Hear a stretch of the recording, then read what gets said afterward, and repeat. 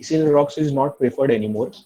And जितने भी हम लोग पुराने कंस्ट्रक्शन देखते हैं, राइट, जो बड़े बड़े रॉक से बनते हैं, दे आर मोर ड्यूरेबल, जो वो आज तक लास्ट करते हैं, बिकॉज उनमें स्टील नहीं है। तो क्योंकि उसमें स्टील नहीं है, इट डजेंट करोड, और अगर करोजन नहीं होगा तो कुछ प्रॉब्लम ही नहीं होगा। कंक्रीट का भी हम लोग के जो स्ट्रक्चर की लाइफ होती है 50 ईयर्स 60 ईयर्स, वो किस पे डिपेंड करती है? करोजन पे। आप यूजुअली कहाँ पे भी देखो रिबार खराब हो जाते हैं। Concrete is good, concrete can last, तो बाद में रबल निकलता है वो सालों साल चलता है, उसको डंप करना पड़ता है। तो कंक्रीट इज गुड। जो मॉडर्न इसमें इश्यूज आते हैं वो रिबार के आते हैं। And why do we put rebar? Because we want the structure to be good in tension also. और अगर स्ट्रक्चर टेंशन में अच्छा है तो हम लोग मेंबर का साइज बहुत कम कर सकते हैं।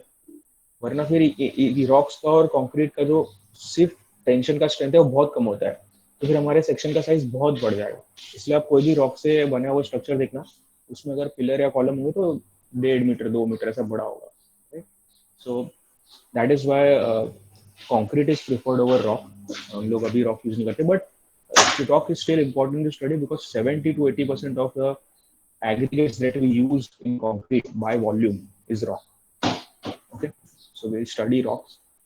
Uh, then, अच्छा, what is rock?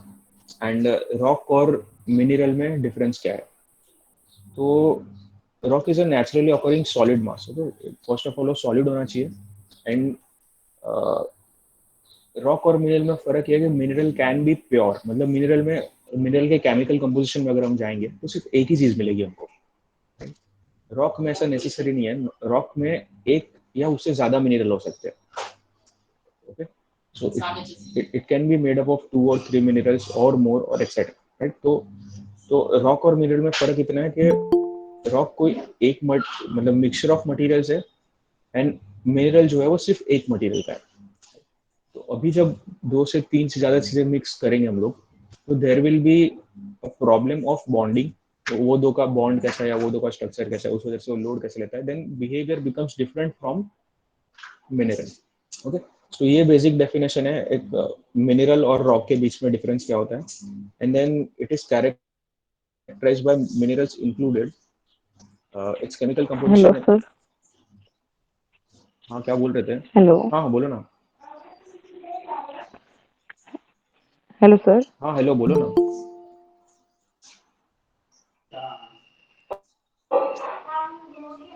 Hello. Hello. हाँ, बोलो ना। Who is speaking? Prajakta or is it Omkar? Hello.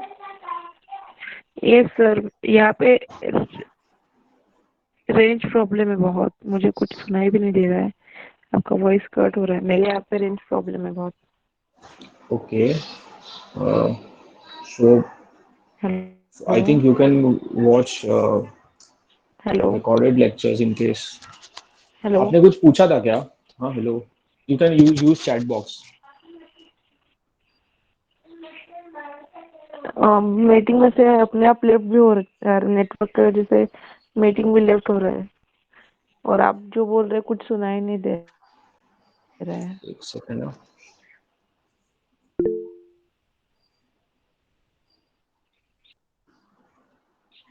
Hello. या, एक सेकंड। हेलो।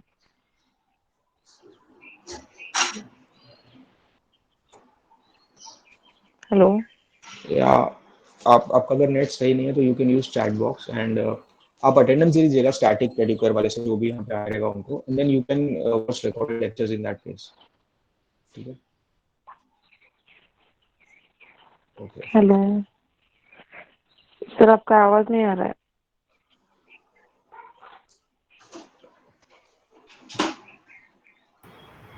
लीव करने को बोला, वो आवाज भी नहीं आ रहा है, मतलब सच में नेटवर्क इशू है। हेलो। मेरा अभी क्या करना है? Hello Prajakta. Hello. Left left left left left, sir वो गुड। लीव कर दी। लेफ्ट कोई वाला। नहीं, कोई नहीं, लेट्स ठीक है, कंटिन्यू। ठीक है, तो ओके। Continue sir, continue. एक सेकंड। सो ये होता है बेसिकली रॉक होता है, ठीक है। और रॉक हम लोग को नेचुरली मिलते हैं, वो तो ऑब्वियस है। तो आगे जाते हैं क्लासिफिकेशन ऑफ रॉक से, ठीक है। क्लासिफिकेशन रॉक इसलिए इंपॉर्टेंट है क्योंकि हम लोग जो डिपेंड करता है कि हम लोग के पास कौन सा रॉक आ रहा है, हम लोग कंक्रीट में कौन सा डाल रहे हैं, बेसिकली इसके लिए क्लासिफाई करते हैं। स्ट्रेंथ में भी फर्क होता है कौन सा टाइप का रॉक है। कोई कोई टाइप के रॉक ऐसे होते हैं जो हम लोग कंक्रीट में नहीं डाल सकते, ठीक है। वो जानना बहुत इंपॉर्टेंट है कि कौन से नहीं डाल सकते। तो हम लोग बेसिकली देखेंगे कि रॉक्स कौन से टाइप के होते हैं। रॉक्स तीन टाइप के होते हैं, एक होते हैं इग्नियस, एक होता है सेडिमेंट्री और एक होता है मेटामॉर्फिक। इग्नियस रॉक्स वो होते हैं ना जो मोल्टन लावा मटेरियल अर्थ के सरफेस से बाहर निकलता है और वो ठंडा हो जाता है, ठीक है। तो या तो ये इससे जो रॉक बनते हैं वो होते हैं इग्नियस रॉक्स होते हैं। अभी इग्नियस रॉक मतलब जब मैं बोल रहा हूँ बाहर निकल जाते हैं, इसका मतलब होता है कि with in 10 kilometre of earth surface range, right. हमारा अर्थ का रेडियस अप्रोक्सीमेटली 6400 किलोमीटर है। तो उसके हिसाब से 10 किलोमीटर बहुत छोटा हो जाता है। तो जब जब वो टॉप 10 किलोमीटर सर्फेस में बनते हैं जो रॉक, उसको बोलते हैं इग्नियस रॉक्स, ठीक है। अभी इसमें भी टाइप्स है। एक टाइप ऐसा था जो कि लावा वगैरह जब बाहर निकलता है वोल्केनिक इरप्शंस में, उससे ठंडे होकर जो बनते हैं उसमें एक अलग टाइप है, उसमें अलग टाइप है, हम लोग आगे देखेंगे, ठीक है। And then accordingly they also decide the property of the rock that forms. Then we have sedimentary rock. Sedimentary rock क्या होता है कि कोई कोई रॉक होता है, वो इरोजन प्रोसेस होता है एक, तो जैसे मतलब एक विंड हो गया या नेचुरल रिवर हो गया, तो it will bring some sediments, it will bring some rocks, it will bring some material along with it.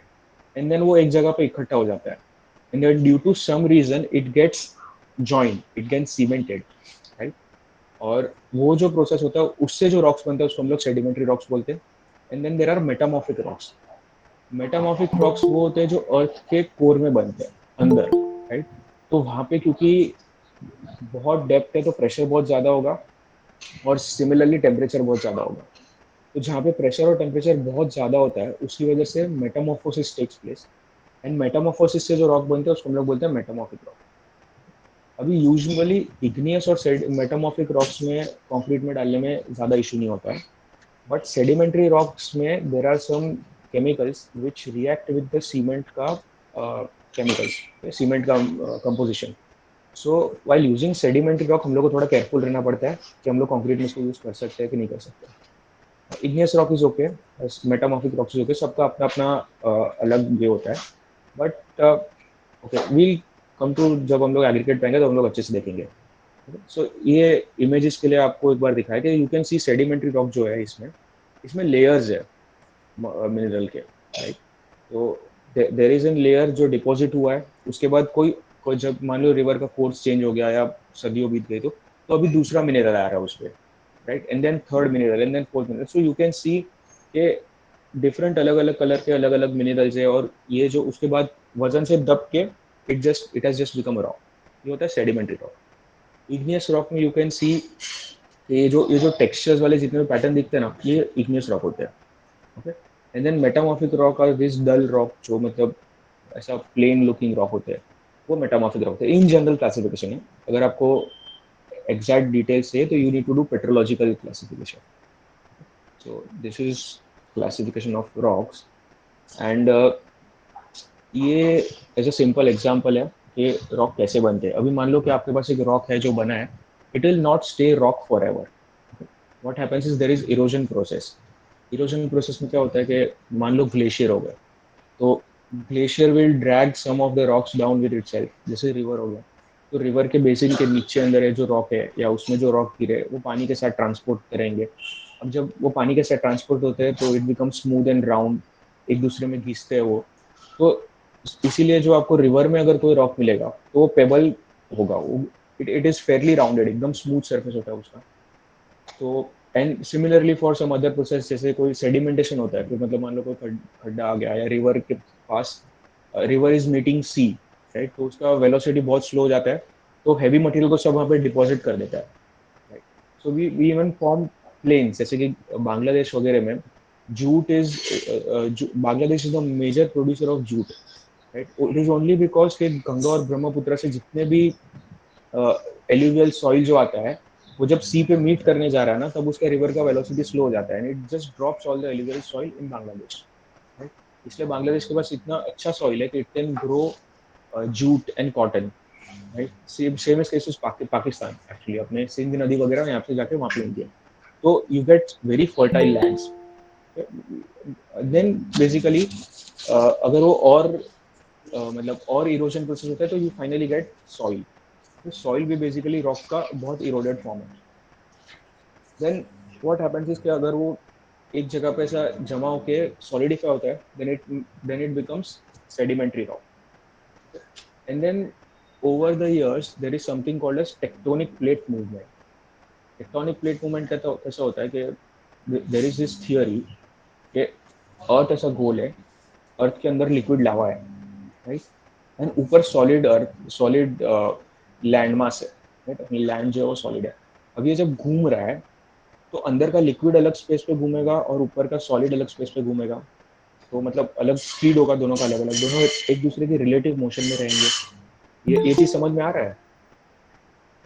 आप इमेजिन कर पा रहे हो? जैसे मोस्टली इट इज क्या कहते हैं, मतलब it is always correlated with boiled eggs, अगर कोई लोग एग खाते होंगे तो। मैं तो जैन हूँ, but it is given that reference के अंदर लिक्विड होता है और बाहर सॉलिड होता है। तो अगर आपने उसको से घुमाया तो surface will move at different speed और अंदर का लिक्विड भी मूव एट डिफरेंट स्पीड। तो ये वजह से सरफेस पे जितना भी चीज़ है वो हिल रहा है basically. So our land mass is moving at a different speed. और ये भी कहीं देखा होगा ना, जूना पुराना पिक्चर था उसमें कि अफ्रीका और सब पहले एक था, बाद में अमेरिका इस साइड गया, ऑस्ट्रेलिया उस साइड नीचे चला गया, सब अलग अलग हो रहा है। तो that is basically tectonic plate theory. तो उसमें क्या होता है कि कभी कभी then your land mass slide inside the earth, अंदर चले जाते हैं काफी लैंड मास, तो उसमें उसके साथ रॉक्स अंदर चले जाते हैं। एंड देन रॉक, अगर कोई सेडिमेंट्री रॉक या इग्नियस रॉक कोई अंदर गया तो देन हीट एंड प्रेशर की वजह से it can form metamorphic rocks.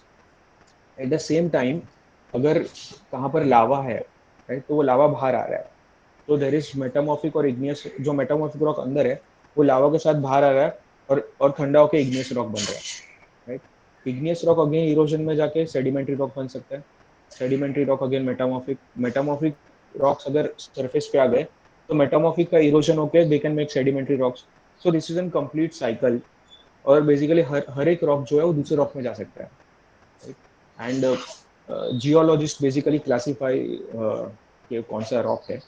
And I have read papers जहाँ पे geologists have classified as long as 21 cycles of these repetition, मतलब metamorphosis, igneous, igneous, sedimentary, sedimentary, ऐसे ऐसे 21 बार हुआ है, ठीक है? So you can actually classify these, and you can form मतलब trace out its history over time. Okay, but so this is rock cycle. This is important to know कि rock form कैसे होते हैं, और soil भी इसी से बनता है, parent rocks। Okay, then we have some, okay, so we'll study igneous rocks in details. Igneous rocks के दो टाइप होते हैं, एक एक्सक्लूसिव और इंट्रूसिव। एक्सक्लूसिव इज बेसिकली वो जो वोल्केनो से एक्सट्रूड हुआ है लावा एंड देन सरफेस पे ठंडा हुआ है। एंड इंट्रूसिव इज दैट जो 7 से 10 किलोमीटर या 4 से 10 किलोमीटर की रेंज में ठंडा हुआ है। सो द थिंग इज कि जो 4 से 10 किलोमीटर की रेंज में ठंडा हुआ है उसको ठंडा होने के लिए ज्यादा टाइम लगता है।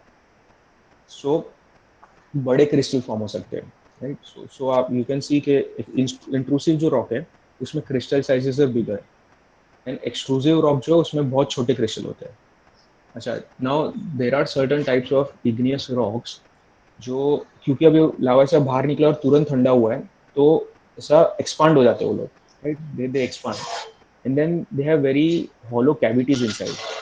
जैसे प्यूमिस हो गया। प्यूमिस एक वोल्केनिक रॉक है, एक्सक्लूसिव वोल्केनिक रॉक है जिसका स्पेसिफिक ग्रेविटी इज अराउंड 0.5।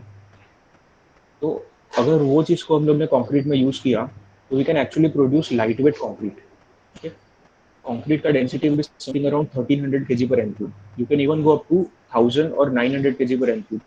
तो बेसिकली ये कंक्रीट जो होगा वो इतना लाइट होगा कि वो पानी पे फ्लोट होगा, क्योंकि बिकॉज एग्रीगेट साइज और 70 और 80% ऑफ द टोटल मिक्सचर, ये इसका जो डेंसिटी होगा वो मेजोरिटी डेंसिटी गवर्न करेगा कंक्रीट का होता है। सो आपने अगर वैसा रॉक यूज किया तो you you will have lighter mixes, ठीक है? Eight the same time because structure खोखला है, अंदर कुछ है नहीं, एयर इज फील्ड, राइट? तो उसका स्ट्रेंथ कम होता है ह्यूमस रॉक का। बट सर्टन एप्लीकेशंस रिक्वायर कि हम लोग जैसे एयर एंट्रेंड चीज़ें यूज करें, जैसे कि मतलब मेरे को कोई फ्लोर प्रोवाइड करना है जो थर्मल इंसुलेशन प्रोवाइड कर रहा है, काफ़ी ठंडी जगह है।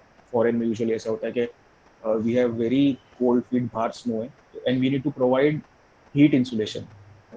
तो वो केसेस में दे यूज प्यूमिस रॉक, क्योंकि प्यूमिस रॉक में बहुत सारा एयर होता है और air is a very bad conductor of heat, right.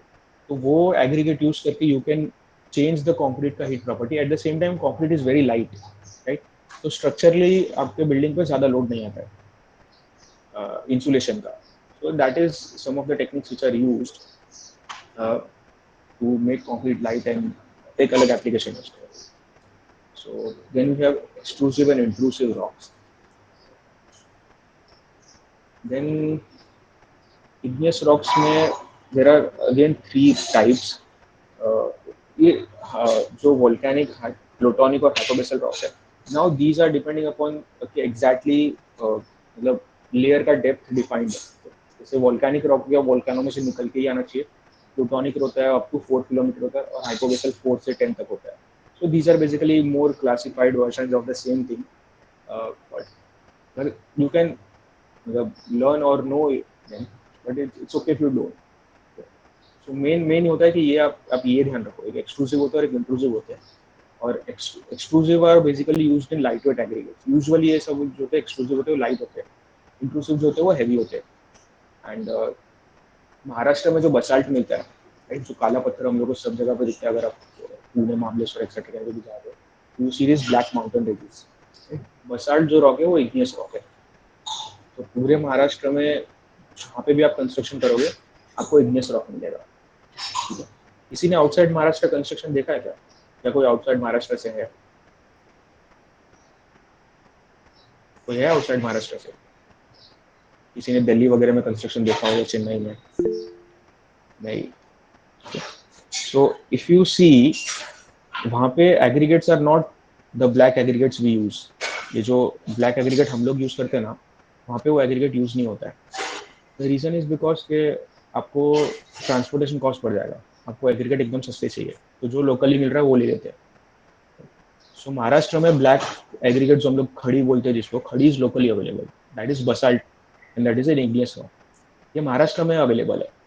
If you go to Delhi, they use marble as an aggregate, right. वहाँ पे ऑल्टरनेट मार्बल एंड माइका का लेयर्स मिलते हैं, एंड मार्बल को जब माइन करते हैं तो lot of it is wasted, तो वो चीज़ वो लोग एग्रीगेट में यूज करते हैं। Same way if you go to Chennai, granite is more favourable aggregate material, क्योंकि ग्रेनाइट वहाँ पे लोकली मिलता है। If you same go to Jaipur और कोटा, तो कोटा में कोटा स्टोन जो होते हैं पीले वाले, उसी से वो लोग कंक्रीट बनाते हैं, राइट। सो आप अगर लोकेशन चेंज करोगे तो एग्रीगेट चेंज हो जाएंगे, and you should know aggregate कौन सा यूज करना है, कौन सा नहीं यूज करना है। Then we come to sedimentary rocks.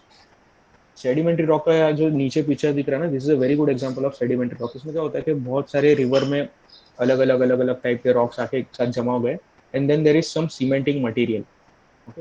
तो सीमेंटिंग मटेरियल ने वो पूरे चीज को एक साथ एग्लोमरेट कर दिया है, पूरा साथ जमा कर दिया है, right. So this is a very good example of sedimentary rock. जो ऊपर है वो भी सेडिमेंट्री रॉक है। तो सेडिमेंट्री रॉक का कैसा है, you can see the layer, एक लेयर ऐसा बैठा है, then again another layer comes, then again another layer comes, and then वो ऊपर एक साथ होके due to some pressure or weight वो एक साथ चिपक गए। So this is the basic of basically how sedimentary rocks form. Okay? All types of carbonate rocks जो होते हैं, right? जो जो कैल्शियम कार्बोनेट हो गया या लाइम हो गया, लाइमस्टोन हो गया, ये सब जितने भी टाइप के कार्बोनेट कैल्शियम बेस्ड रॉक्स है, वो सब सेडिमेंट्री होते हैं। And the reason is they are form at sea beds. क्या होता है कि इतने सारी एक्वाटिक लाइफ है, जब when they die, their bones, मतलब जब their bones go and sit on the sea bed, ठीक है, और वो वहीं पे रह जाते हैं, उसको कोई खाता नहीं, उसको कुछ नहीं करते, वो वहीं पे पड़े रहते हैं, right. And then after some time, जब वो बोन का लेयर काफी बड़ा हो जाता है, देन उसके ऊपर बहुत बड़ा हाइट वाटर कॉलम है, ठीक है, तो वाटर उसको प्रेस करके एक कंसोलिडेटेड लेयर में बना देता है। And that is the reason, in fact काफी टाइम अगर आपने सैंडस्टोन या लाइमस्टोन की आप माइंस वगैरह में जाओगे, you will find these fossils of sea animals, okay? जो अंदर होते हैं, अंदर आपको वहाँ से फॉसिल मिलते हैं। It is actually very, it is very common that geologist और archaeologist go to a limestone site to find fossils. तो लाइमस्टोन जो जो भी आपको होते हैं या वो सब वो टाइप के मिलते हैं, वहाँ से मिलते हैं। देन द एग्जांपल्स ऑफ जो सेडिमेंट्री रॉक है, इसमें चर्ट जो है, ये चर्ट नाम याद रखना, राइट। चर्ट चर्ट को आप कंक्रीट में कभी यूज नहीं कर सकते। चर्ट इज एन वेरी मतलब chert causes something known as alkali silica reaction, right, concrete में, जिससे आपके कंक्रीट में क्रैक आ जाते हैं। तो शर्ट नाम याद रखना, हम लोग कैसे होता है, क्या होता है, हम जब कंक्रीट पढ़ेंगे तब will see. But there are examples of sedimentary rock like chert, और एक ग्रे बैकी है, ग्रे बैकी यहाँ पे मैंने लिखा नहीं है, but grey बैकी is also an sedimentary rock जो कंक्रीट में यूज नहीं करना है। उसके पिक्चर्स भी मैं जब हम लोग अल्कली सिलिका रिएक्शन पढ़ेंगे कंक्रीट में तो मैं बता दूंगा। सो दैट्स अबाउट सेडिमेंट्री रॉक। अभी सेडिमेंट्री रॉक के क्लासिफिकेशन में आई थिंक देर आर, हाँ okay, so there is clastic and non clastic. Clastic मतलब बेसिकली जो हम लोग ने यहाँ पे देखा ना, ये एग्रीमेंटेड मतलब जो एग्लोमरेशन टाइप से बना है। तेरा ये जो नीचे देख रहे हो ना, दिस इज क्लास्टिक, जैसे मतलब बहुत सारे पीसेस होके बाद में सब जॉइनिंग मटेरियल हैज आया and then it has joined everything. And जो ऊपर है, it is similar kind of rock, okay, जैसे एक इसमें यू कैन सी नीचे एक लेयर है, देन ऊपर एक लेयर है, ऐसा। सो this is non clastic. So clastic and non clastic ये होता है। प्रॉब्लम मतलब प्रॉब्लम तो नहीं बोल सकते, द डिफरेंस इज दैट के नॉन प्लास्टिक में it is basically same material, so strengths will be more और लेस सिमिलर। नॉन प्लास्टिक में क्या हो जाता है कि फ्रेगमेंट जो है वो डिफरेंट रॉक मटेरियल्स के हैं। मतलब कोई एक चीज का, कोई एक चीज, एक बहुत स्ट्रांग है, एक बहुत वीक है, ऐसे सब होता है। तो इशू मतलब जो उसका जो स्ट्रेंथ होता है बेसिकली, वो गवर्न क्या करता है, जो बीच का मटेरियल है, जो जो उसको ज्वाइन कर रहा है, वो मटेरियल का स्ट्रेंथ पूरे रॉक के स्ट्रेंथ को गवर्न करता है, राइट। एंड नॉन प्लास्टिक में जो इसका इसके जो प्लेन्स होते हैं, बेडिंग प्लेन्स, वो गवर्न करते हैं बेसिकली। रॉक पे वेट डाला तो ऐसे स्लिप हो जाता है रॉक, देन रॉक टूट जाता है, ओके। सो उसका फेलियर क्राइटेरिया कैसा क्या है, this is also defined by sedimentary. Then we come to metamorphic rocks, okay. So metamorphic rock, I think ये इमेज गलत है, this is an image of sedimentary rock. Anyways, metamorphic rocks form when rocks are subjected to high heat, high pressure, and hot mineral-rich fluids, which are, or more commonly, some combination of these factors. Okay? Conditions like these are found in deep within Earth or where tectonic plates meet. Okay? तो मेटामॉर्फिक्स, जैसे हम लोग ने बोला कि metamorphic rock क्या होता है कि when sedimentary or igneous rocks go into Earth's core, वहाँ पे प्रेशर बहुत हाई होता है और वहाँ पे टेम्परेचर बहुत हाई होता है, और देर इज बिकॉज वहाँ पे हीट ज़्यादा होता है, most minerals are in molten form, most minerals liquid होते हैं। तो जब जब ये हाई हीट और हाई प्रेशर और उसमें लिक्विड में के साथ कोई ऐसा एनर्जी स्टेट बन जाता है जहाँ पे वो क्रिस्टलाइज हो जाते हैं, दे फॉर्म बिग रॉक्स, और उसको हम लोग बोलते हैं metamorphic rocks. Then there are two types of metamorphic rocks, एक होता है फोलिएटेड और एक होता है नॉन फोलिएटेड। फोलिएटेड में क्या होता है बेसिकली कि देर आर वन और एक से ज़्यादा मिनरल होते हैं उसमें, राइट।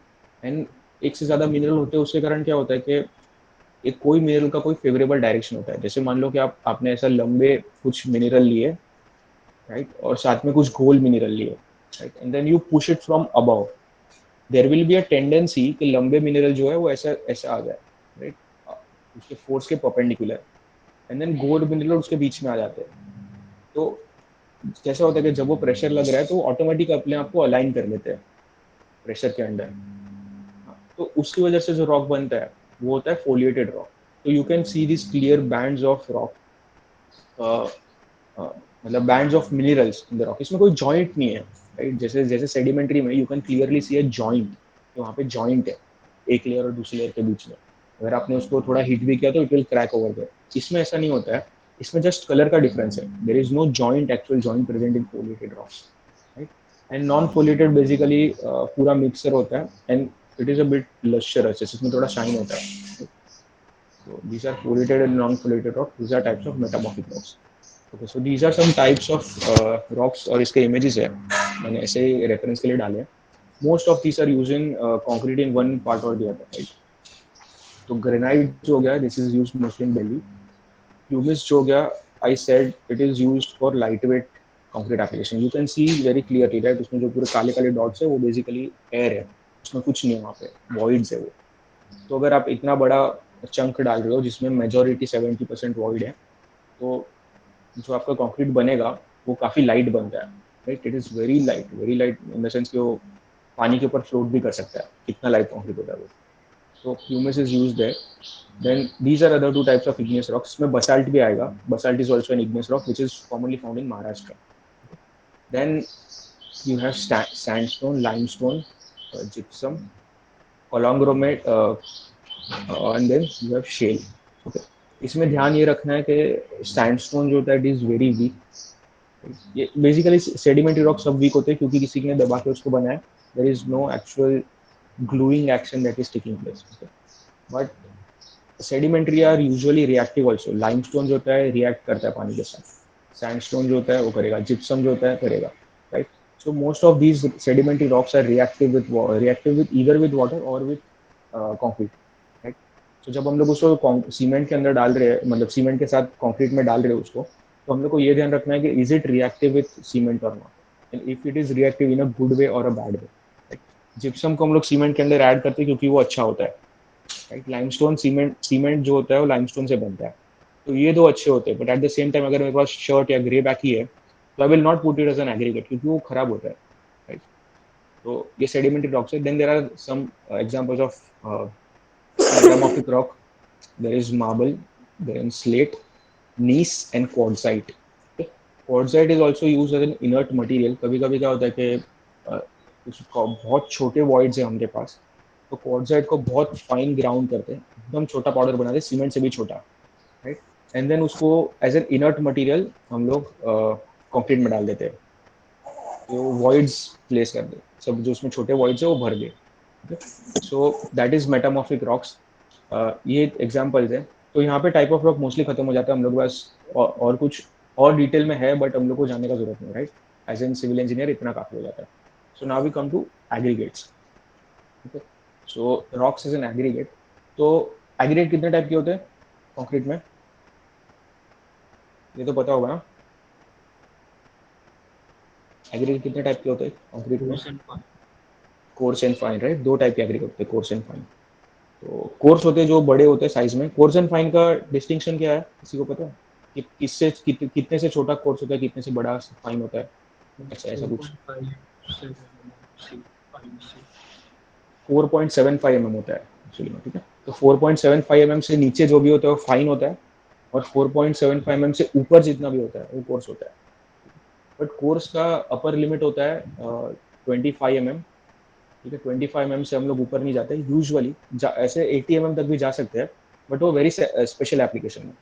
यूजुअली हम लोग जाते हैं 25 mm, 28 mm, मैक्स 32 mm तक। एंड फाइन का नीचे का लिमिट भी होता है। फाइन का नीचे का लिमिट होता है 150 माइक्रॉन्स, राइट? 150 माइक्रॉन के नीचे हम लोग नहीं जाएंगे क्योंकि वो बहुत फाइन हो जाता है और सीमेंट के साइज में कंपैरिजन में आ जाता है, तो then again we avoid that. Okay, so rocks as an aggregate, तो this is an inert filler material used in concrete called aggregate, right? And they occupy 70 to 80% of concrete volume, hence affect concrete characteristics like dimensional stability and economy. So, इसका मतलब क्या होता है कि जो concrete अगर आपने बनाया, जैसे 1 m³ कंक्रीट बनाया, तो उसमें 0.7 टू 0.8 m³ जो होता है वो एग्रीगेट होता है। अभी अगर अगर आप ऐसा कोई इमेजिन करो, कोई एरिया उसमें 80% चीजें एक है, एग्रीगेट है, तो अगर अगर एग्रीगेट ने अपना जगह मेंटेन किया तो पूरा कंक्रीट का स्ट्रक्चर अपना जगह मेंटेन करेगा, राइट? तो ये होता है डायमेंशनल स्टेबिलिटी। बेसिकली क्या होता है कि डायमेंशनल स्टेबिलिटी जब आप कंक्रीट कास्ट कर लेते हो उसके बाद कंक्रीट श्रिंकेज शो करता है, right? There is shrinkage, there is creep. तो जितना पेस्ट ज्यादा है, राइट, जितना पेस्ट ज्यादा है कंक्रीट में, तो सीमेंट वाटर जितना ज्यादा है उतना श्रिंकेज और क्रीप ज्यादा होगा। तो उसका मतलब है कि अगर हम लोग उसका उल्टा करें और हम लोग रॉक एग्रीगेट ज्यादा डालें तो श्रिंकेज और क्रीप को हम लोग कम कर सकते हैं। The best concrete is concrete which is minimum cement, minimum paste. अगर मिनिमम पेस्ट में आपका जो कंक्रीट बन रहा है वो बेस्ट कंक्रीट होता है। तो 70 to 80% हम लोग एग्रीगेट डालने का ट्राई करते हैं। इकोनॉमी का मतलब है कि एग्रीगेट चीप होते हैं। एग्रीगेट का cost is around 1 to 2 rupees per KG. अगर आप कमर्शियली बाय करते हो तो aggregate sand I think 2 rupees per KG है, एंड एग्रीगेट इज अराउंड 1 रुपी पर केजी। तो 1 to 2 रुपी पर केजी का जो मटेरियल है तो it is very cheap. Provided you get it locally, आपको वो चीज़ लोकली मिलनी चाहिए. कभी कभी क्या होता है कि there are some places where you don't get igneous और metamorphic rock easily, और सेडिमेंट्री आप यूज नहीं कर सकते जो मिल रहा है वो, because it is reactive to cement base. फिर आपको दूर से लाने पड़ते हैं एग्रीगेट, कहाँ से तो भी दूर से आपको मंगाना पड़ता है. And that actually increases the cost of concrete. फिर वो कॉन्क्रीट ऐसा हो जाता है जिसमें सीमेंट से ज़्यादा एग्रीगेट महंगी है. एंड अगर आपका 70-80% जो मेजर मटेरियल महंगा है, देन आपका पूरा कॉन्क्रीट का cost shoots tremendously. So aggregates bring economy to the concrete. Economism उसको चीप बनाते हैं. Then they are classified as lightweight, normal weight, and heavyweight aggregates. Okay, so this is also corresponding to concrete. Concrete जो होता है वो lightweight, heavyweight and मतलब normal weight तभी बनता है जब मेरा aggregate जो है वो lightweight, normal weight और heavyweight है. लेकिन lightweight क्या होता है? Lightweight मतलब वो aggregate जिसका density काफी कम होता है. Normal density होता है is around 1.6 to 1.8 sand का, and 2.1 is specific gravity for normal rock. Okay? ये normal होता है. नीचे जाएंगे तो 1.6 से नीचे जितना भी आता है 1.3 या 1 से भी कम, वो सब जाता है लाइट वेट एग्रीगेट में. एंड हैवी वेट जाता है अराउंड 4-5, जिसका स्पेसिफिक ग्रेविटी है, मतलब उसका डेंसिटी होगा 4000 to 5000 kg पर एम क्यूब, राइट. तो उतना जिसका डेंसिटी है वो हैवी वेट एग्रीगेट में जाता है. नाउ होता क्या है कि we use light weight aggregate to make light weight concrete, normal weight to normal weight and heavy weight to heavy weight. Light weight aggregate are use, जैसे मैंने बताया कि वो इंसुलेशन एप्लीकेशन होते हैं, राइट, जहाँ पे आपको इंसुलेट करना है चीज़ों को. You can use light weight aggregate क्योंकि उसमें बहुत एयर होता है, and air is a very bad conductor of heat. तो नॉर्मल कंक्रीट से ज़्यादा लाइट वेट कंक्रीट हीट का अच्छा इंसुलेटर है. नॉर्मल वेट कंक्रीट अपने नॉर्मल स्ट्रक्चरल पर्पसेस के लिए यूज करते हैं. Heavy weight concrete is again use जहाँ पे मुझे कंक्रीट का वेट ज़्यादा इंपॉर्टेंट है, या तो उसका मुझे कंक्रीट को ज़्यादा डेंस बनाना है, राइट. फॉर एग्जांपल मैं न्यूक्लियर रिएक्टर के वॉल्स बना रहा हूँ या न्यूक्लियर का रिएक्टर चेंबर बना रहा हूँ ना, उसमें आई डोंट वांट द जो रेडिएशन है to to go out, right. मुझे वो इंश्योर करना है कि रेडिएशन अंदर ही रहे. तो वो केस में हम लोग हैवी वेट एग्रीगेट और हैवी वेट कंक्रीट यूज करते हैं. तो उससे क्या होता है कि वो इतना डेंस होता है कि मेरा जो रिएक्ट मतलब जो रेडिएशन आ रहा है, it can not pass through my concrete. Okay, so इतना हैवी वेट एग्रीगेट और हैवी वेट कंक्रीट यूज होता है. तो वो हैवी वेट का application. Other application, okay, other application is tower crane में जो आपने कंक्रीट के ब्लॉक्स देखे होंगे, राइट. तो ऊपर टावर क्रेन के दूसरे साइड पे पीछे 2-3-4 ऐसे अलग अलग ब्लॉक लगाते हैं, डिपेंडिंग अपॉन आपको कितना वेट वहाँ पे सामने की साइड उठाना है. अभी वहाँ पे क्या होता है कि वहाँ पे सिर्फ मेरे को वेट बैलेंस करना है, मेरे को एक्चुअली में जगह नहीं चाहिए. तो अगर मैं जितने कम जगह में उतना वेट फिक्स कर सकता हूँ जितना सामने मैं उठाने वाला हूँ, तो मेरा काम अच्छा होगा, राइट. क्योंकि मेरे को उतना बड़ा फिर बल्क जगह नहीं बनाना पड़ेगा, उतना बड़ा स्ट्रक्चर नहीं बनाना पड़ेगा. तो वो केस में they use heavy weight aggregates. वो कंक्रीट को जितना हैवी हो सकता है उतना हैवी बनाते हैं. ओके, तो दैट वन एक एक ब्लॉक जो होता है वहाँ पे वो 10-10 टन का होता है. वहाँ पे उसने 4-5 ब्लॉक रखे हुए, mean there is 50 ton, about 15 of load there is on the other side of tower crane. ठीक है, तो दीज आर बेसिकली यूज्ड. और हेवी वेट एग्रीगेट के कॉमन एग्जांपल्स क्या है, जो आयरन ओर्स निकलते हैं अपने, आयरन जिससे बनाते हैं ना, there is an iron ore, क्या नाम है उसका, Fe2O3 होता है. तो वो हेमेटाइट और मैग्नेटाइट जो होता है, hematite magnetite and those kind of iron ores, वो आयरन ओर्स का को हम लोग यूज करते हैं as an heavy weight aggregate. Normal में हम लोग को जो भी रॉक मिले उसको. एंड लाइट में we have pumice, we have shale, we have यहाँ पे जो नीचे लास्ट के दो आर्टिफिशियल एग्रीगेट लिखे हैं, sintered flash and sintered clay, these are also lightweight aggregates. Okay. Then aggregates can be natural or artificial. तो ये बेसिक है थोड़ा कि नेचुरल्स में it can be stones such as basalt, granite, quartzite, and it can be gravel, जो river gravel जो होता है रिवर में मिलता है वो, और it can be sand. Okay, so sand आएगा फाइन एग्रीगेट में. And then we have artificial aggregate. Artificial aggregate में we can use broken bricks. Okay, not a very good material क्योंकि ये पानी एब्जॉर्ब करता है, तो मेरा वाटर सीमेंट रेशियो को इफेक्ट करेगा. But if they are मतलब if they are broken and then soaked in water and then used, maybe you can use broken bricks. Then air cooled slag. slag एक ऐसा चीज है जो iron production में we get as an by product, ठीक है। इसको blast furnace slag बोलते हैं। And blast furnace is the equipment in which they make iron, okay. तो जब आयरन बनाते हैं तो आयरन के प्रोसेस में बाय प्रोडक्ट जो मिलता है वो स्लैग होता है। तो जो स्लैग होता है उसको अगर हम लोग ने एयर कूल किया, आराम से ठंडा किया, तो it forms this big chunks. तो वो जो चंक्स होते हैं वो हम लोग यूज कर सकते हैं बाकी इंडस्ट्रीज, क्योंकि कैसा होता है कि ये सब बेसिकली क्यों इंट्रोड्यूस करते हैं, क्योंकि हम लोग को कंक्रीट को जितना हो सके उतना सस्ता बनाना है, राइट। आयरन इंडस्ट्री में अगर स्लैग प्रोड्यूस हुआ है तो वो लोग को एक्चुअली उस चीज को डिस्पोज करना है, और डिस्पोज करने के लिए उनको पैसा लगेगा, राइट। लेकिन अगर मैं वहाँ पे जाके उनको बोलता हूँ कि यार एक काम करो, ये सब है ना मुझे दे दो फ्री में, मैं आपसे पैसा नहीं लूंगा, सिर्फ मेरे साइट पे ट्रांसपोर्ट करवा दो आप, तो दे आर लाइक ओके, बहुत अच्छी बात है ये, right. And then people started using air cooled slag. तो अभी इसका भी कॉस्ट होता है, व्हेन दे स्टार्टेड रियलाइजिंग कि यार इसका तो हम लोग पैसा ले सकते हैं, तो now they also charge money, but air cooled slag is an alternative to natural rocks. Then you have sintered fly ash and then you have sintered clay. Sintered fly ash क्या होता है कि जब हम लोग थर्मल पावर प्लांट में boiling करते हैं तो coal is used and steam is made. Steam जाके टरबाइन चलाता है और नीचे जो कोल होता है ना, कोल के साथ पानी मिलता है और एक ऐश बचता है उसका, राइट। तो हम लोग वो ऐश को जमा करते हैं, और वो गीला होता है क्योंकि उसमें पानी, मतलब वो पूरा वहाँ पे वेपर वेपर था, तो वो चीज़ मॉइस्ट होता है। तो उसको ऐसे वाइब्रेट करते हैं and then we form small balls, right. And then वो बॉल को ओवन में डालते हैं और बेक कर देते हैं, राइट। व्हाट हैपेंस इज कि जब उसको आपने बेक किया तो उसके अंदर का जो एयर था वो एक्सपांड हुआ क्योंकि टेम्परेचर राइज हुआ, एंड देन वो बॉल ऐसा फूक के पॉपकॉर्न की जैसे फूक जाता है, right. And you get this balls of aggregate जो फ्लैश से बना हुआ है, right. And now you can put those aggregate in concrete, right. अपना जो चना रहता है ना, ब्राउन चना, एकदम उसके जैसे दिखता है फ्लैश। अच्छे तो बाद में गूगल कर सकते हो। सो ये जो एक एग्रीगेट होता है ये आर्टिफिशियली मैनमेड है, right. Same is sintered clay. Sintered clay को हम लोग क्या करते हैं, सेम ऐसा क्ले को थोड़ा पानी से गीला करते हैं, then we vibrate to make दो स्मॉल बॉल्स, एंड देन वो बॉल को फर्नेस में डाल के हीट कर देते हैं, तो ऐसा ब्लो अप होके ऐसा बॉल्स बन जाते हैं उसके, and then is known as sintered clay aggregate. तो sintering is the process of that baking, जो अंदर जाके ऐसा फूलता है उसको हम लोग सिंटरिंग बोलते हैं। This can be done with fly ash, this can be done with clay, this can even be done with pond एश।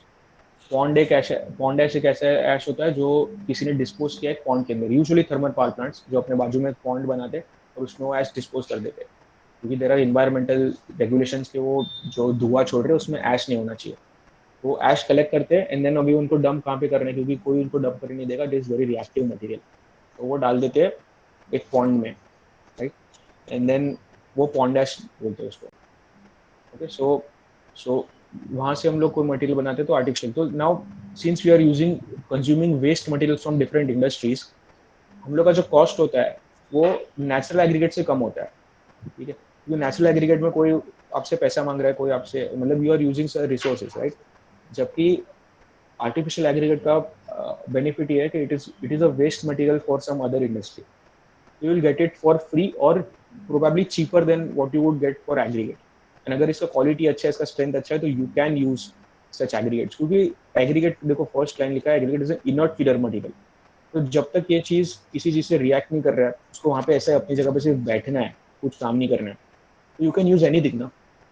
तो इसलिए today there is lot of pressure कि आप कंक्रीट में अलग अलग चीजें डालो, because it can consume a whole lot of waste and store it inside.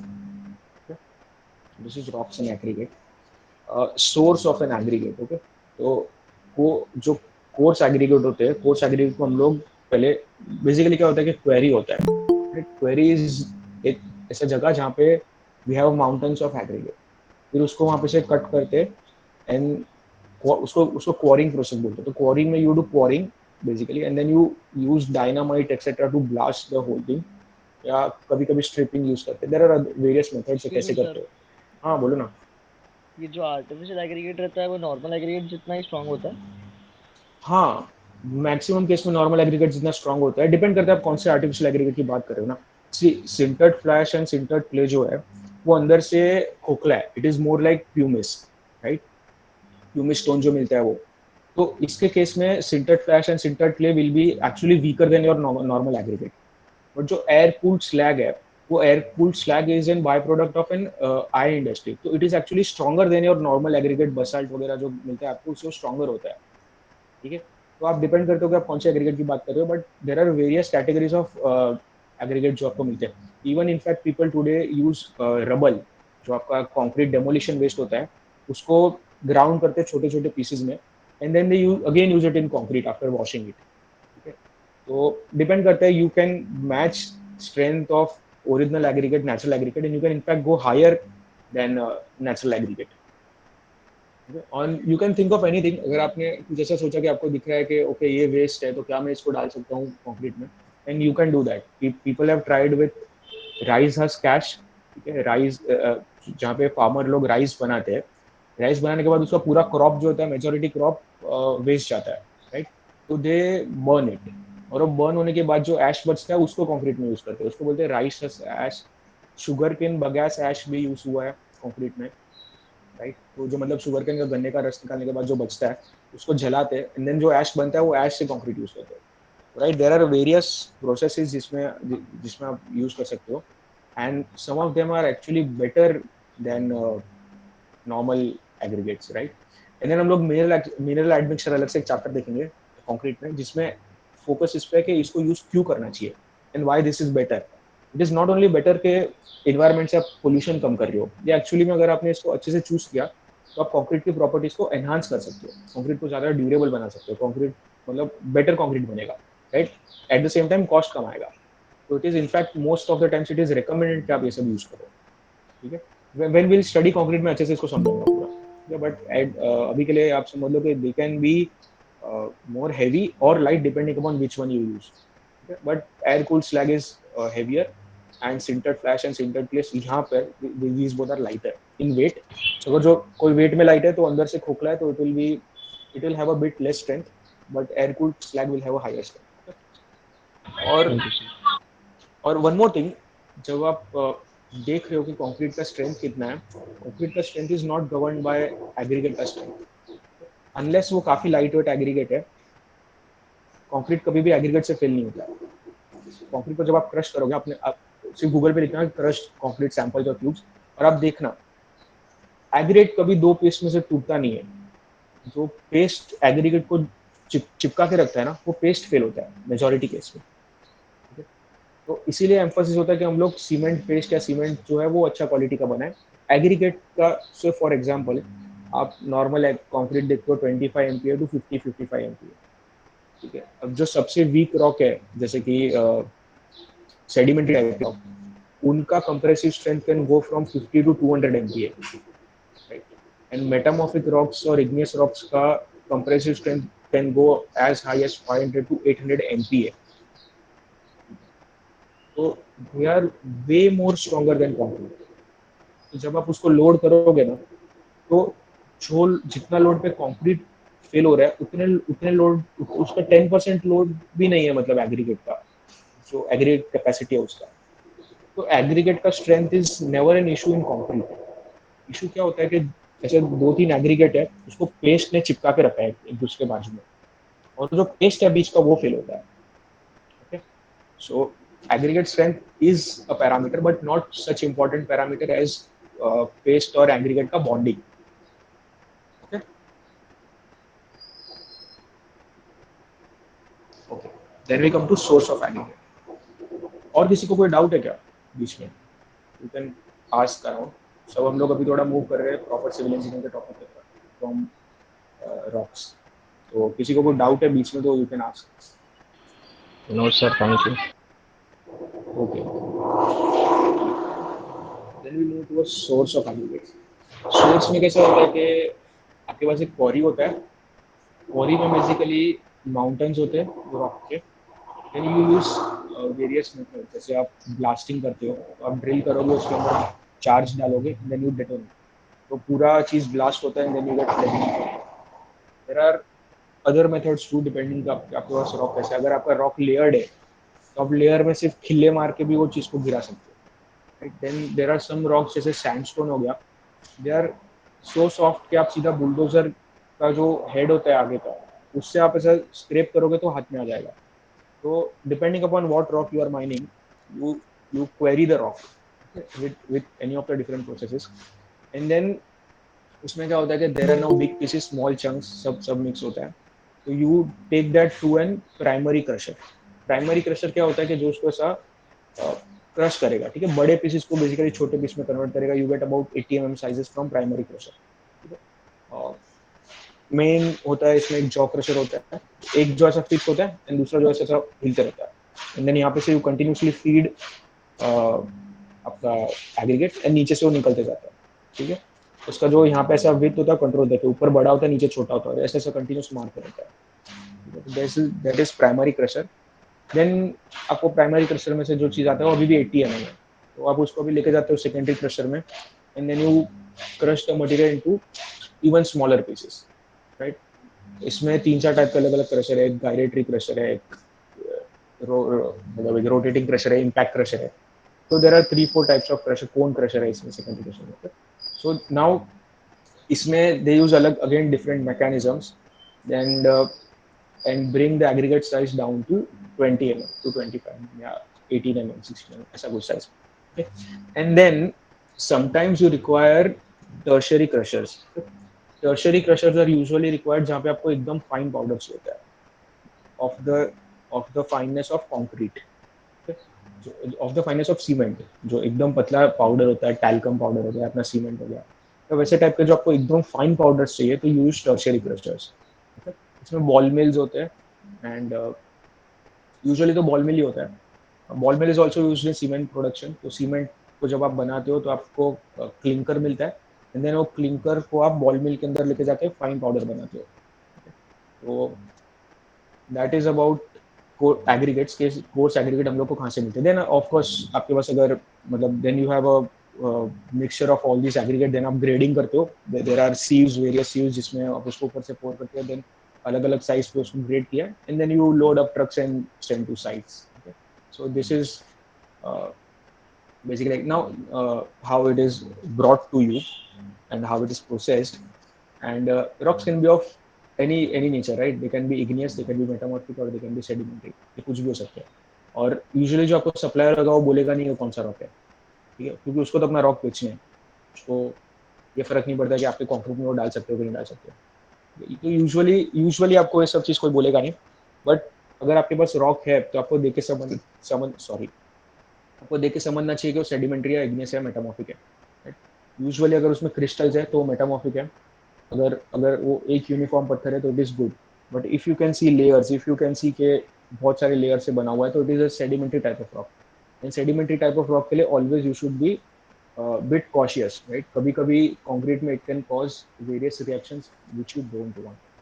Eight the same time there are cases when you want to use sedimentary rock purposefully. जैसे कि मान लो आप कोई इंडस्ट्री में काम, आप सीवर डिजाइन कर रहे हो, ठीक है, कोई कोई फैक्ट्री के लिए यू आर डिजाइनिंग सीवर्स और you want to use concrete in those sewers. अब वो सीवर में क्या होता है कि there is an highly acidic atmosphere. वहाँ पे सल्फर डाइऑक्साइड या ऐसे कोई गैसेस निकल रहे हैं जो सल्फ्यूरिक एसिड वगैरह के उसके फ्यूम्स बनाएंगे पानी के मॉइस्चर में कंटेन में आके. नाउ इन दैट केस अगर आपने नॉर्मल एग्रीगेट यूज किए तो नॉर्मल एग्रीगेट को तो कोई फर्क नहीं पड़ता कि बाहर कौन सा एसिड है या कौन सा बेस है क्या है. तो फिर जो एसिड होगा वो सिर्फ सीमेंट को अटैक करेगा, राइट. एंड क्योंकि आपका सीमेंट 10% बाय वॉल्यूम है, आपका कंक्रीट पूरा 10% मतलब मान लो इमेजिन 2-4 साल में खत्म हो गया तो आपका पूरा कंक्रीट खत्म हो जाएगा, ठीक है, एसिड के साथ अटैक करके.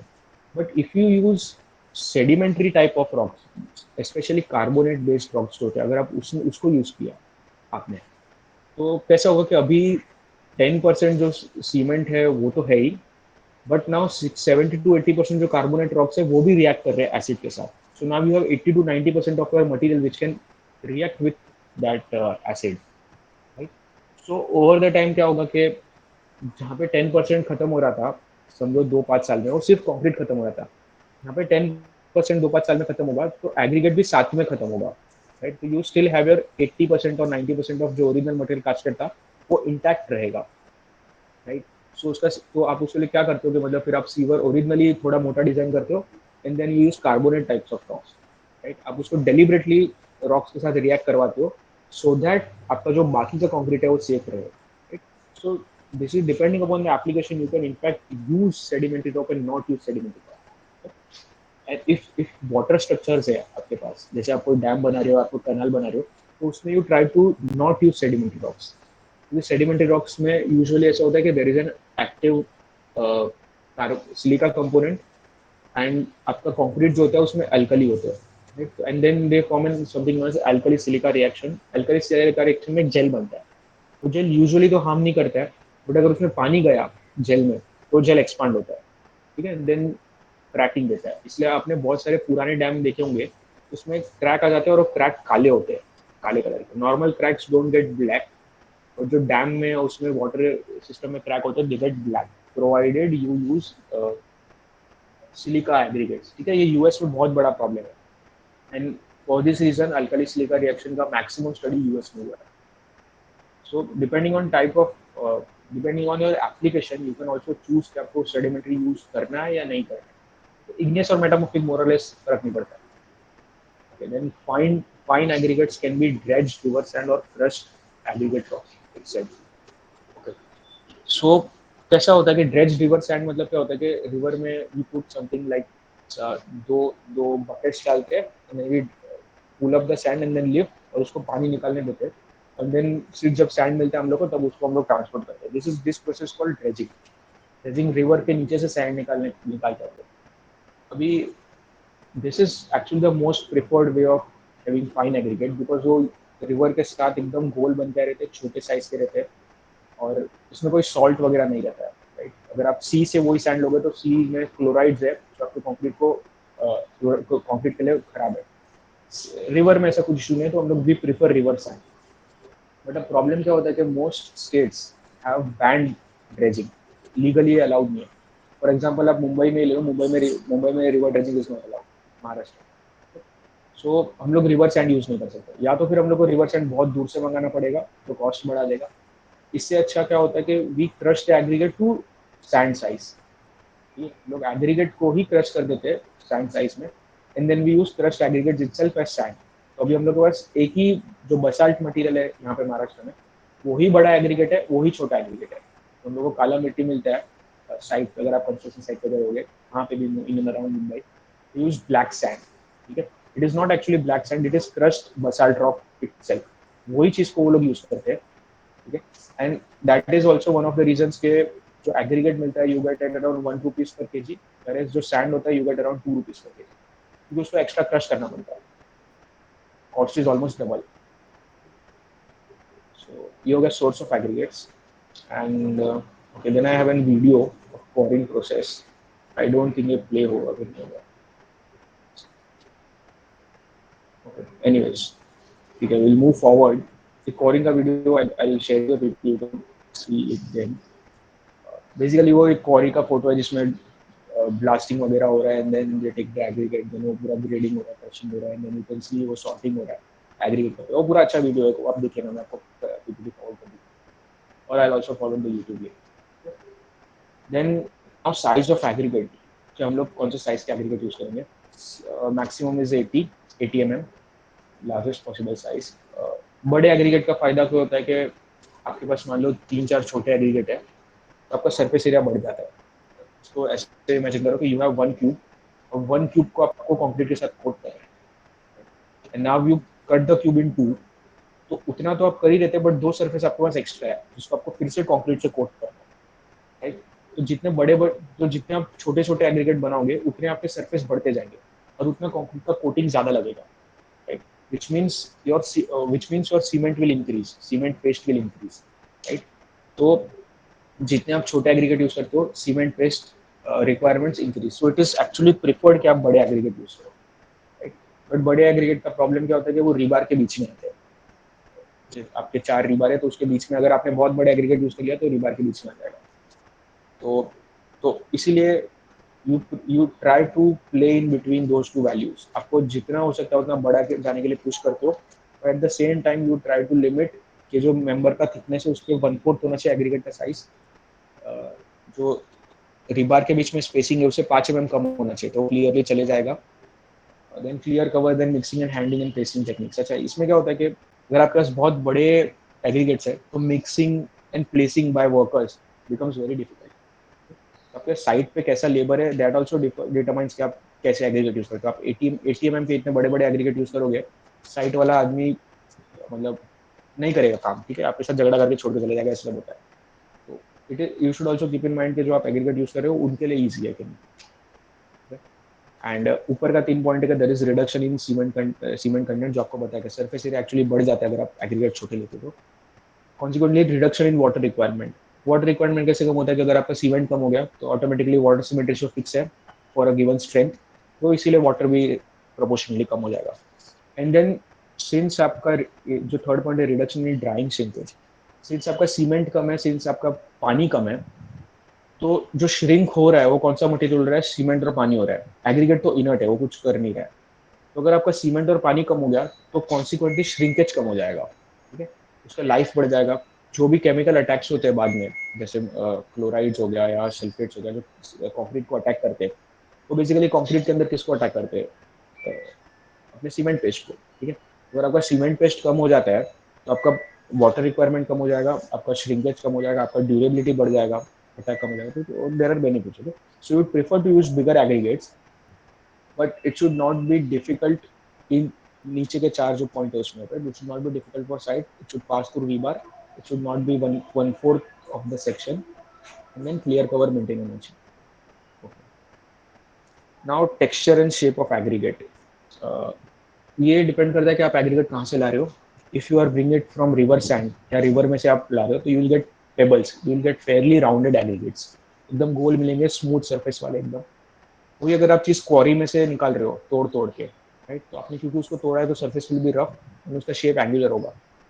नाउ दिस विल डिटरमाइन कि आपका कंक्रीट जो है वो कैसा बनता है। फॉर एग्जांपल अगर हम लोग राउंडेड एग्रीगेट लेते हैं, तो राउंडेड एग्रीगेट क्योंकि बहुत स्मूथ सरफेस है, एक दूसरे पे स्लिप आराम से होते हैं, और अगर उसमें आपने बीच में कंक्रीट का पेस्ट डाला तो और इजी स्लिप होता है, तो उसके साथ काम करना वर्कर के लिए बहुत इजी होता है, मतलब इजीली उसको मिक्स कर सकते हैं, इजी उसको डाल सकते हैं, बहुत इजीली काम होता है। बट क्या होता है कि बिकॉज सरफेस इज स्मूथ, जो सीमेंट पेस्ट होता है वो एग्रीगेट साथ इतना अच्छा बॉन्ड नहीं कर पाता है, राइट। इस वजह से जो स्ट्रेंथ होता है वो रिलेटिवली आपको थोड़ा कम मिलता है, ठीक है। वही अगर आप एंगुलर एग्रीगेट यूज करते हो, तो एंगुलर एग्रीगेट में क्या होता है, there is something called as mechanical interlocking, मतलब एक एग्रीगेट ऐसा है, एक एग ऐसा है, तो एक दूसरे पे फंस गए वो लोग, ठीक है, या एक दूसरे को ऐसा पॉइंट करके ऐसा चल रहा है, लाइक ये फ्लैट सरफेस है, ये ऐसा एक एग्रीगेट है और ये ऐसा घिस रहा है उस पर, right? So for that reason, it will offer a higher strength, right? But at the same time, mixing is a problem. आप क्योंकि वो इजीली मूव नहीं कर रहा है इधर उधर, तो आपको मिक्स करना होगा लेबर को, तो it will he'll have to work harder or something like that. So इसलिए angular aggregates offer low workability but they give high strength, and rounded aggregate usually have high workability but low strength. So if you are given a choice, like क्योंकि क्या होता है कि जब आप aggregate किसी के पास लेने जाओगे तो he is a supplier, right, उसके पास बहुत सारे एग्रीगेट होते हैं। तो ये आपको डिटरमाइन करना है कि आपके साइट पे आपको स्ट्रेंथ इंपॉर्टेंट क्राइटेरिया है या वर्केबिलिटी इंपॉर्टेंट क्राइटेरिया है, और क्या आप उसको कोई और मेथड से चेंज कर सकते हो या सिर्फ आपके पास एग्रीगेट की चॉइस है, राइट। समटाइम्स ऐसा होता है कि ठीक है, workability is not big criteria, मैं सुपर प्लास्टिक डाल के वर्केबिलिटी बढ़ा दूंगा, मेरे को फिलहाल स्ट्रेंथ अच्छा चाहिए, तो you bring angular aggregates, right, जो मोस्टली काम होता है। But there are some cases जहाँ पे आपको ऐसा होता है कि नहीं यार, मेरे को workability is very important because I am going to use it in some very difficult shape, जैसे मैं कोई सर्कुलर बैंड या ऐसा कुछ कास्ट कर रहा हूँ, तो यहाँ पे मेरे को वर्केबिलिटी ज्यादा इंपॉर्टेंट है, मेरे को स्ट्रेंथ तो I use more cement, right, मैं कुछ कर लूंगा उसका, तो then you use round aggregate. तो depending upon the criteria you have कि आपको वर्केबिलिटी चाहिए, आपको स्ट्रेंथ चाहिए, you choose your aggregate. Then rough surface texture ensures good bond, तो बेसिकली अगर सरफेस स्मूथ है तो कंक्रीट ज्यादा चिपकता नहीं है, मतलब चिपकता है बट ज्यादा अच्छे से नहीं चिपकता, लोड के अंदर it will fail from there, right. And rough surface है तो there is again some roughness जो स्ट्रेंथ प्रोवाइड करता है एग्रीगेट को। And then we have properties of aggregate. ये प्रॉपर्टीज ऑफ एग्रीगेट मतलब अगर आप जनरली कोई मार्केट में जाओगे, आपको एग्रीगेट मिला, तो these are the things you should look for. एक होता है unit weight and voids. Unit weight and voids मतलब यूनिट वेट मतलब उसका बेसिकली पर पर एम क्यूब में उसका वजन कितना है, ठीक है। This is talking about bulk density, right. अगर उसको एक 1 m³ के चीज में पैक किया थैली में, तो उसका कितना वजन है। दिस विल ऑल्सो इंक्लूड दो एग्रीगेट के बीच में जो वॉइड्स है उसको भी इंक्लूड करेगा, हेलो। ओके,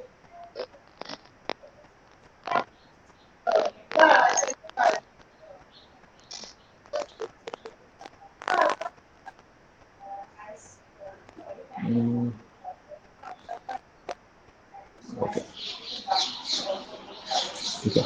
सो जो यूनिट वेट है वो जो उसके बीच में दो वॉइड्स है उसको भी इंक्लूड करेगा, and there are voids inside the aggregate also. जैसे कि आप अगर कोई लाइट वेट एग्रीगेट यूज करते हो स्पेशली, उसमें इनसाइड में भी वॉइड्स है। So that is also something you should look for. Then there is specific gravity. Specific gravity basically material का होता है। जो वॉइड्स होते हैं उसको आप निकाल दो, और जो बाद में जो मटेरियल बचता है, वो मटेरियल का डेंसिटी क्या होता है, वही स्पेसिफिक ग्रेविटी होता है। Then you have particle shape and texture. जैसे हम लोग ने देखा कि वो राउंडेड है या एंगुलर है, या उसका सरफेस टेक्सचर स्मूथ है या रफ है, वट एवर इट इज, तो आपको देखना चाहिए। Then shrinkage of aggregate. Sometimes this happens very rarely, aggregate जो होता है वो सॉफ्ट होता है, राइट। मोस्टली विद सेडिमेंटरी रॉक्स जो सॉफ्ट होते हैं, and then if you pour water और समथिंग, वो कभी कभी श्रिंक शो करते हैं, छोटा सा उसमें श्रिंकिंग शो होता है, राइट। तो छोटे से श्रिंकिंग में ऐसे आपको प्रॉब्लम नहीं है, बट जब आपका 80% वॉल्यूम कॉन्क्रीट में एग्रीगेट है और मान लो 2% श्रिंक कर रहा है, तो आपका पूरा फिर वो वॉल्यूम जो है मेंबर का वो छोटा हो जाएगा, राइट। तो वो केस में आपको इशू है, तो you should look for shrinkage of aggregate. Another thing is absorption and moisture, surface moisture content. कभी कभी ऐसा होता है कि एग्रीगेट के अंदर, खुद के अंदर या एग्रीगेट के सरफेस पे there is some water which is already present, right. And sometimes ऐसा भी होता है कि एग्रीगेट के अंदर वॉइड्स है, in which case if you pour it in water, वो वाटर अंदर एब्जॉर्ब कर लेगा। Now why you should look for it, कि जब आप उसको सीमेंट और वाटर के साथ मिक्स कर रहे हो, तो आपने एक्चुअली कैलकुलेट किया है कि सीमेंट को कितना पानी चाहिए कंक्रीट के अंदर, राइट। बट अगर वो पानी एग्रीगेट लेके जाता है तो सीमेंट के लिए कम अवेलेबल हो जाएगा पानी, राइट। तो आपका हाइड्रेशन रिएक्शन जो है वो पूरा खत्म नहीं होगा। इसीलिए जो पानी सीमेंट के लिए रखा था आपने, उसके अलावा you should keep water for aggregates also if there is absorption. अगर वो एब्जॉर्ब कर रहा है थोड़ा पानी, तो आपको फिर उसके लिए एडिशनल एडजस्टमेंट करना पड़ता है आपके मिक्स डिजाइन में, okay. Then there is resistance to filling and thawing action. ये हमारे लिए ज्यादा इंपॉर्टेंट नहीं है, there is more important where you have snow, right, जहाँ पे चीजें फ्रीज हो जाती है एंड देन फिर से थॉ मतलब बेसिकली मेल्ट हो जाती है। व्हाट हैपेंस यूजुअली कि अगर इसमें कहीं पे पानी है या कहीं क्रैक आता है, इसमें पानी आ जाता है, तो when the temperature is cool, it freezes, and ice on freezing, water on freezing becomes ice, which has more volume than water. तो क्या होता है कि वो अंदर से उसको प्रेशर डाल के it tries to crack open the aggregate. So अगर इसका साइकिल बार बार रिपीट होता है, राइट, यू नो, जैसे सीजन में होता है बेसिकली, एक सीजन में ठंडी है, फिर से गर्मी है, फिर से ठंडी है, फिर से गर्मी है। तो अगर ऐसा 5 साल चला, 5-6 साइकिल हुए, तो it should not be the case कि आपके सारे एग्रीगेट टूट गए और आपका भी वो चीज कोलैप्स होने वाला है। That should not be the case, और ये काफी फ्रीक्वेंट है। So again these are more relevant to Europe और अमेरिका। हमारे यहाँ भी नॉर्थ में जहाँ पे बर्फ गिरती है, we look at freezing and thawing resistance of aggregate. IS code में इसके प्रोविजंस है। सो ये I think this is the last slide, so you can ask questions, and my basic takeaway from this lecture of yours should be कि aggregate के basically जो भी उसका origin है, उसकी प्रॉपर्टी है, वो जानना इसलिए जरूरी है because if you change locations, right, if you change locations, आपका एग्रीगेट पूरा पूरा चेंज हो जाएगा।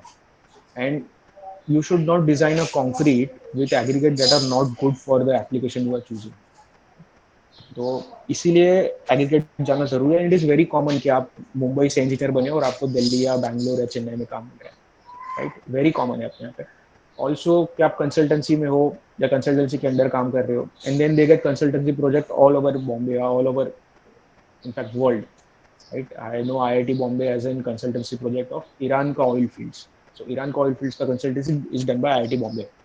तो if you have consultancy basically all over world का आप ले सकते हो। तो ये सब जो चीजें हैं वो आपको ध्यान रखनी पड़ती है कि आर माई एग्रीगेट्स रिएक्टिव और नॉट। ये जो मेरे एग्रीगेट जिसको हम लोग इनर्ट मानते हैं हमेशा के कि ये कंक्रीट के साथ रिएक्ट नहीं करेगा, उसके लिए हमको चेक भी करना है कि एक्चुअली करेगा या नहीं करेगा, okay. And then second factor is cost, कि क्या वो चीप है या नहीं है, and can I make it more cheaper, okay. So that's about it. I will share the PPT with you guys again as usual, and if you have any doubts, you can ask right now. From my side, the lectures. Oh, मेरा video starting से off था क्या? Cool. Okay. So if you have any doubt, you can ask right now.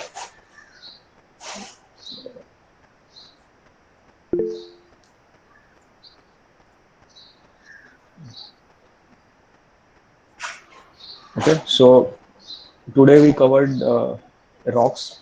Now I think we'll start with steel or concrete. Okay. Depending on the material.